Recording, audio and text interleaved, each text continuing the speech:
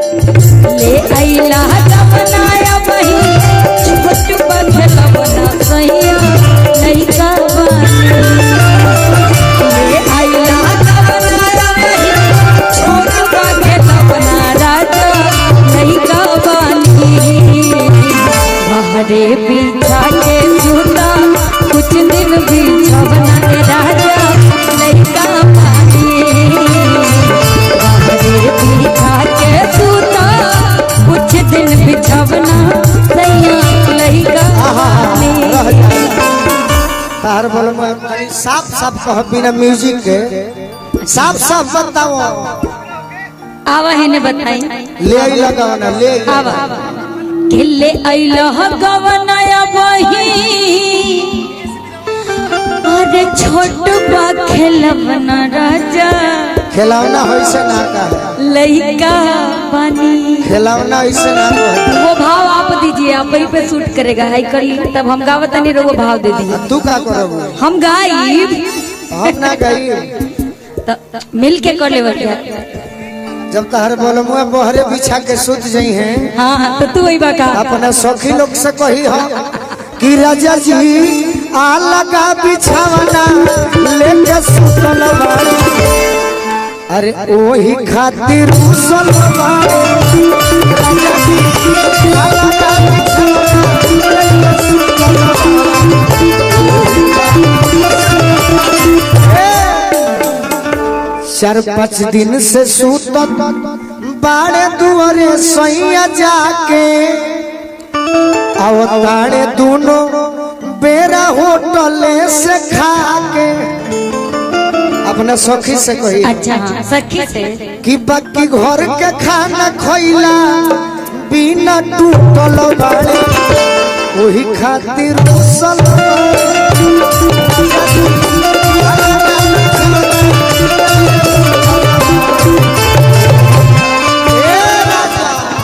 अच्छा ये बताइए हम अपने मन की बात सखी से क्यों कहेंगे? थोड़ा सा चेंज होगा। मैं बाबूजी से कहो ना तारा से कहा कि उगल बाड़े चंदा मामा। अगर पति नाराज में तो के मनाई पे जाए सखी से बतावे ताकि ढिंढोरा पीट देवे।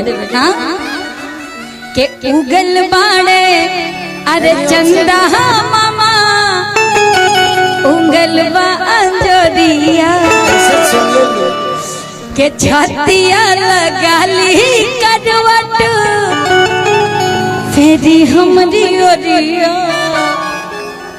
बीतल जाए रतिया सुहानी बलमरवा लगही तबानी बढ़ल जात मोर परेशानी बलमरवा लगही तबानी। उगल बाड़े चंदा मामा उगल बा अंजोरिया छतिया लगाली करवट फेरी हमरी ओरिया बीतल जाए रतिया सुहानी बलमरवा लगहे दबानी बढ़ल जात मोर परेशानी बलमरवा लगही दबानी। बीतल जाले रतिया सुहानी हाँ बलम रौरा लगही दबानी। जहिया तहर बलमुआ भीरी सट जई हैं।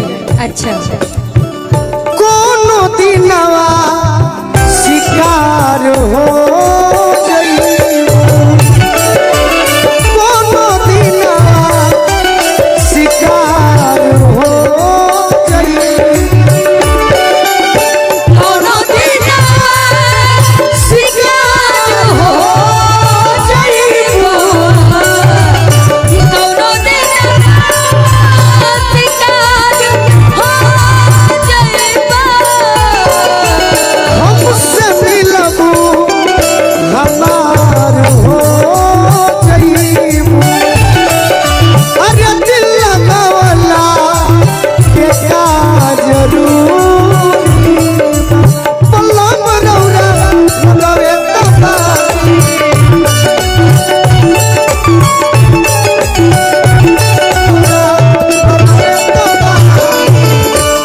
कहा तरी अब न बर्दाश्त हमसे।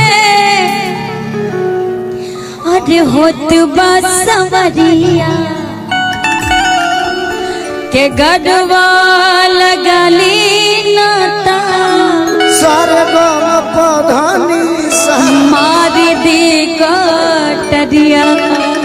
गाना गाने काहे अपना हमरे के अझुरा वेलू ना जी के अब न बर्दाश्त हमसे अरे अब न बर्दाश्त हमसे भोला ये सवरिया गढ़वा लगली नाता मारी दी कटरिया।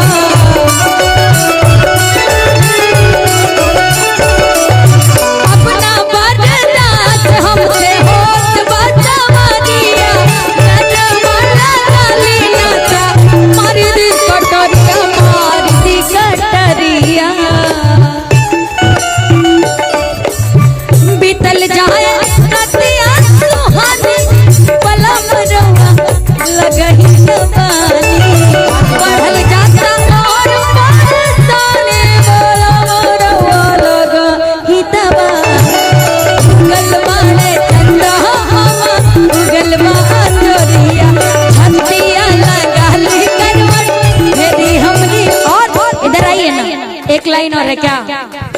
साजा तुमसे प्यार की लड़ाई में, साजा तुमसे प्यार की लड़ाई में टूट गई चूड़ियां कलाई में, कलाई टूट गई चूड़ियां कलाई में, कलाई में टूट गई चूड़ियां कलाई में।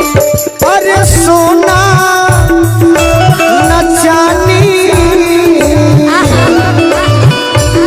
हार मांगतानी साजन तहरा से